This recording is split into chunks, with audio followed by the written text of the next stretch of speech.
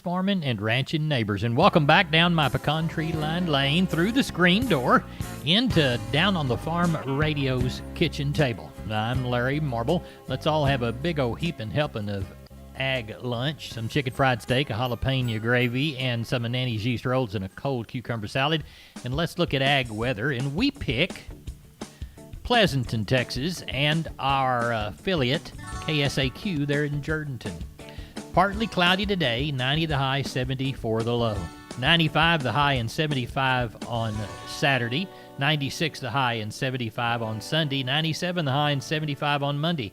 A 30% chance of moisture and a high of 96 on Tuesday. 80% chance of thunderstorms and a high of 92 on Wednesday. And a 50% chance on Thursday the 25th, a high of 90. And a 60% chance on Friday the 26th, a high of 89. Neighbor, between those 3 days, maybe Pleasanton might get that half to 3/4 of an inch that they're in need of. There's your ag weather in Down on the Farm Country. Neighbor, now I'm going to head down to the pens and rope us a livestock market operator report. Then I'll ride old Betsy, my John Deere tractor, down to the mailbox and see if the mailman left the grain markets that John Tuggle sends us. Whatever other ag information I can come by, I'll grab it and bring it on back to the kitchen table. In the meantime, while I'm gone handling those chores, you folks pay attention to Tom Nicoletti and News and Views from the Texas Farm Bureau Radio News Network. The latest market outlook for agriculture offers a grim forecast. I'm Tom Nicoletti with Texas News and Views on the Texas Farm Bureau Radio Network. More after these messages. 6 F-35A fighter jets, 1 NFL team, a trip to the moon, all have $1 billion price tag. Something else that costs $1 billion? Respiratory challenges in cattle each year. It's time to fight back against costly respiratory challenges. That's why Purina starter feeds are formulated with RX3 immune support technology. It boosts calves' natural defenses, priming their immune systems from the start. Talk to your Purina rep to learn more. You're more than a rancher. You do what's right and trust others to do the same. That's the Texas way. Hi, I'm Pat McDowell, and we ranch near Shamrock, Texas. In 2019, your dollars helped the beef-loving Texans brand reach consumers nearly 300 million times. Efforts like the hit Hulu series BarbieQuest and successful advertising prove that your checkoff is working hard to keep beef in its strongest state. Find out more at TexasBeefCheckoff.com, funded by the Texas Beef Council. The COVID-19 pandemic has taken a toll on Texas farmers and ranchers. Federal assistance, while appreciated by producers, falls far short of what is needed to address the losses suffered by Texas agriculture. Meanwhile, the Food and Agricultural Policy Research Institute at the University of Missouri published its market outlook in the first week of June. The Institute says net farm income in 2020 is expected to decline by about $3 billion, despite record government payments of $33 billion. To address these issues, the Texas Farm Bureau sponsored a webinar this week. The Road Ahead for Texas Agriculture webinar offered comments from guest speakers to a statewide audience of farmers, ranchers, and other interested individuals. One of the speakers was Dr. Joe Outlaw, co-director of the Agricultural and Food Policy Center at Texas A&M University.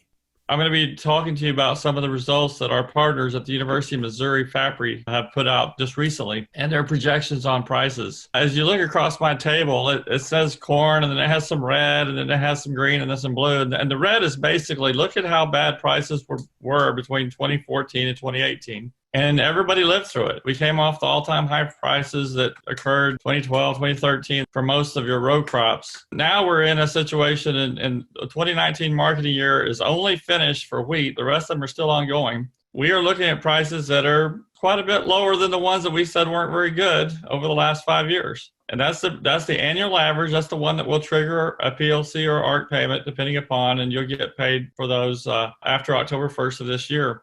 You can see they're down pretty significantly. When you start looking at 2020, and I tell you that the projection from FAPRI is an average price of corn of $3.06, an average price of corn for the crop that's growing right now for cotton is 52 cents, peanuts $4.11, wheat $4.67. Rice, $12.62 on an all rice basis. Long grain that we grow in Texas will actually be lower than that. And grain sorghum And you can say, wait a minute, Joe, during all this COVID, yes, corn was down and cotton was down and a few others, but wheat and rice really were holding firm. And the reality is yes, they held firm, but not really when you look at it relative to where they've been in the past. They held better than the other commodities like corn that fell on their head. And to drive this home, you have been given protection on the 2019 crop twice already. You have signed up for MFP payments already off the 2019 crop. With CFAP, you're allowed, those of you that had some in storage, you're still allowed to get a little bit of payment off of that crop. And we're expecting the 2020 crop to be lower. We were projecting $6 to $8 billion in losses for Texas agriculture. That was based on only looking at prices. That was that we're looking at an average crop. We don't know where they're going to end up, and we hope that those prices end up a lot higher than what FAPRI has projected. That is Dr. Joe Outlaw, co-director of the Agricultural and Food Policy Center at Texas A&M University. Texas Farm Bureau Insurance has protected fellow Texans with auto, home, health, and life insurance since 1952. With more than 260,000 square miles of land and 27 million people, that's a lot to cover. Whether you're wrangling cattle or wrangling kids, we're proud to protect Texans in all Texan ways of life. Visit Texas Farm Bureau Insurance today at tfbinsurance.com to get insurance for Texans by Texans. Coverage and discounts are subject to qualifications and policy terms and may vary by situation. You are listening to Texas News and Views. I'm Tom Nicoletti with the Texas Farm Bureau Radio Network. Neighbor, I guess it's about time for Hop Sing to feed us. Yep, there he goes. Ringing that bell, my mouth begins to water. Chicken fried steak, jalapeno gravy, plenty of Nanny's yeast rolls, and a cold cucumber salad, and a visit with Russell Heller, because he's got a sale in Lexington tomorrow, and he needs to prepare us for it. Russell, what's it looking like? Yes, sir. I know about 2 to 3 sets of calves. One guy's going to have probably 30, another one 20, and another one 10. Are your buyers all set to be there? Yes, sir. I talked to a couple of them yesterday, and everybody's planning on coming, that's for sure. Good deal. What are the folks in the country telling you about what their hay crop's looking like and what the forage in the field is looking like? Yes, sir. I mean, the pastures are good right now. They're starting to turn a little bit, but everybody's getting their second cutting. Some will be finished in about a week or so, so they're trying to get it in before it burns up. Good deal. When I head to the auction, I always had to poor boy it, so I always look for the deals coming in.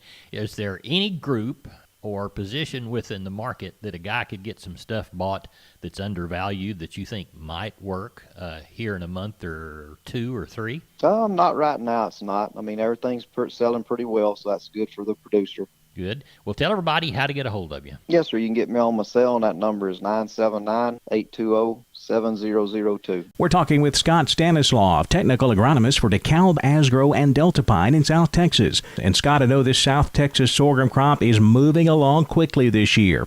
What should farmers keep in mind when they're scouting their sorghum fields for insects? Yeah, so I'd say the sorghum crop in the South Texas geography at this point is anywhere from the boot stage on through to probably hard dough or so down in the Rio Grande Valley where the crop's been in the ground a lot longer. And so, as a whole, at this point, growers need to be out looking for stink bugs, headworms, and of course the sugarcane aphids as well. Well, Scott, what are the thresholds for treating sugarcane aphids? Really, when you properly scout those sorghum fields, once you get your counts, really the threshold there for treatment, chemical treatment, would be anywhere from 50 to 125 aphids per leaf on the average. Scott Stanislaw, technical agronomist for DeKalb, Asgrow, and Delta Pine in South Texas.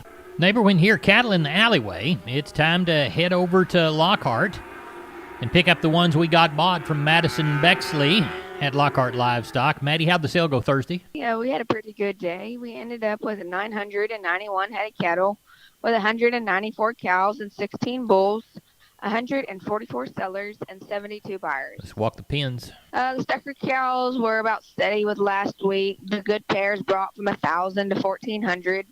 The mediocre and middle-aged from 750 to 975. The good bred cows from 8 to 975. The mediocre, middle-aged, and shortbreds from 550 to 775. The packer cows and bulls would have been 2 to 3 higher this week. The good high-yielding cows from 62 to 74.5. The medium-yielding from 54 to 61. The low-yielding from 38 to 53. On the packer bulls, we didn't have any real high-yielders this week. The better end from 90 to 98. The low and medium-yielding from 65 to 89.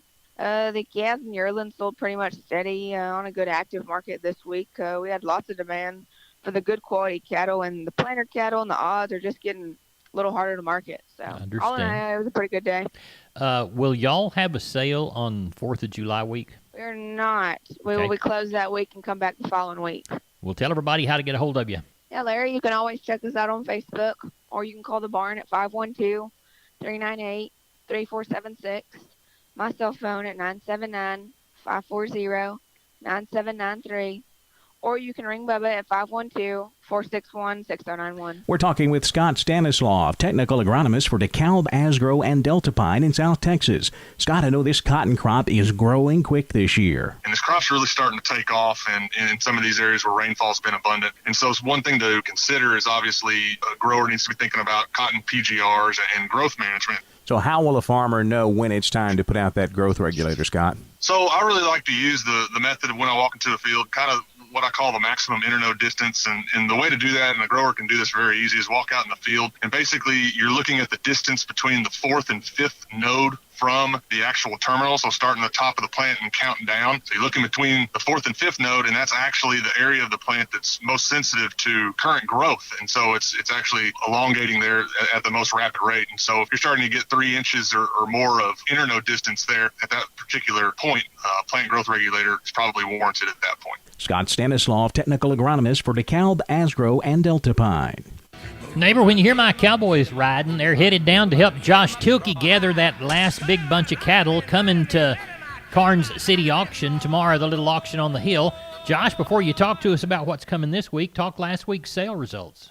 Last week on the 13th, we had 250 good cattle. Market was definitely strong on calves. Packers steady on the higher yielding ones. Good steers 2 to 3 weight, 155 to 178. 3 to 4s, 160 to 172. 4 to 5s, 138 to 165. 5 to 6s, 125 to 142. 6 to 7s, $120 to 128. Heifer mates 2 to 3, 130 to 145. 3 to 4s, 125 to 140. 4 to 5 weight gals, 128 to 140. 5 to 6, 122 to 143. Long bull yearlings $1 to 118. The older heifers 85 to 112. Bred cows 675 to 8 1/4. Number 1 yielding packer cows 60 cents to 75. Number 2s 40 to 54, and the bulls 82 to 90. We had a big sheep and goat run, about 275 sheep and goats.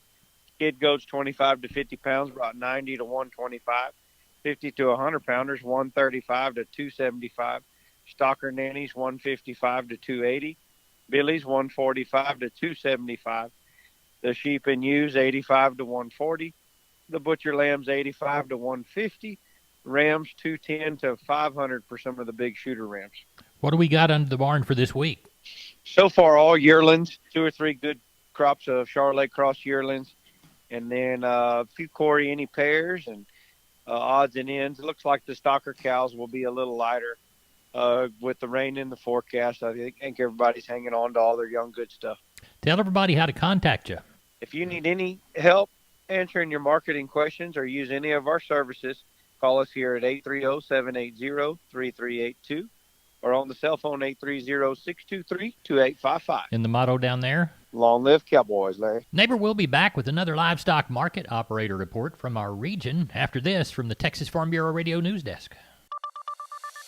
Avoiding ticks. I'm Jessica Dolmel with the Texas Wildlife Radio Show on the Texas Farm Bureau Radio Network. Ticks can be a nuisance, and they can cause some serious diseases. How can you avoid them? For more, we're joined by USDA's Gary Crawford. Lee Townsend, extension entomologist at the University of Kentucky, he says unlike some creatures, science is discovering that ticks actually deserve their bad rap. Townsend says ticks love tall grass, shade, wooded areas, yards bordering wooded areas, places where mice and other small animals might be. So if you're working at a place like that or hiking, what can you do to keep the ticks off you? First, wear light clothing. Ticks are generally dark reddish brown. They're going to show up much better against a light background than they will against blue jeans or darker colored clothing. Wear long sleeves, long pants, boots. Even tucking your pant leg bottoms into socks will make a barrier so that ticks are having to stay on in your clothing. And not wandering around looking for a place to bite into you and cause a problem.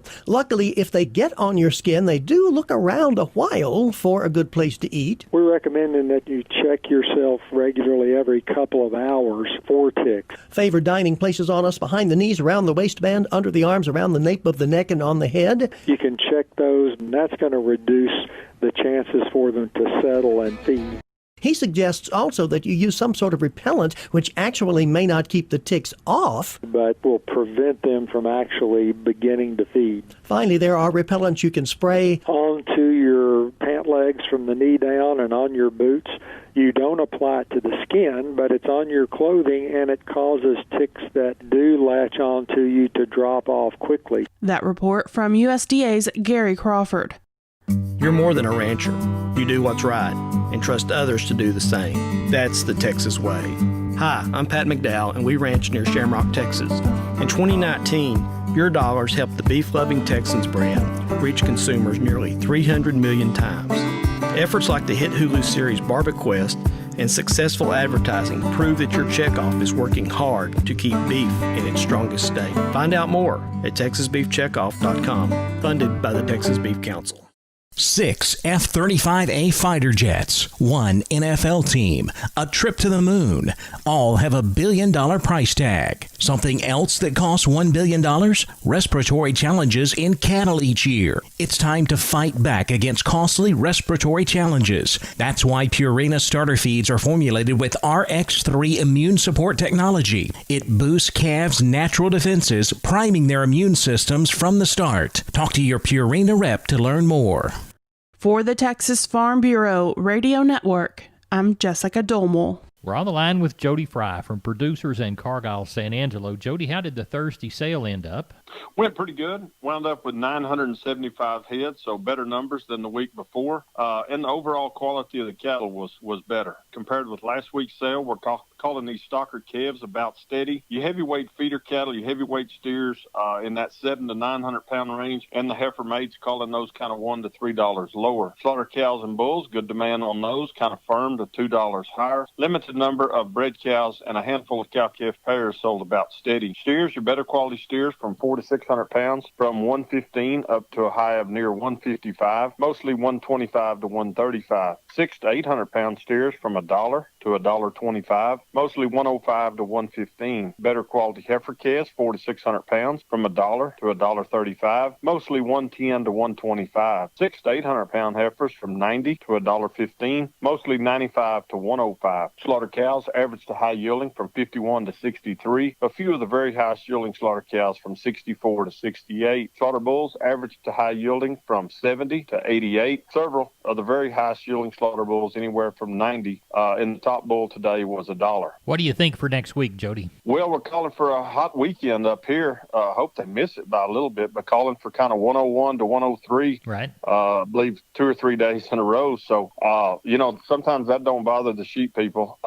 We've got one more sale before the week of being off for July the 4th. So if we're going to get some sheep and goats and get in on this good market, we need to get it done next Tuesday. And then we actually know of several groups of cattle coming for next Thursday. So we could sure have 12 to 1,400 head of cattle next Thursday. All right. We'll touch base with you before the sheep and goat sale and the cattle sale. In the meantime, tell folks how to get a hold of you. You bet. Any of us there at the office, 325-653-3371. My mobile phone will be 234-7895. Neighbor, let's take a look at Gulf Grains, courtesy of John Tuggle, Tuggle & Company Corpus. For help marketing your grains, go to 800-288-4453 or email him at john@tuggle.com.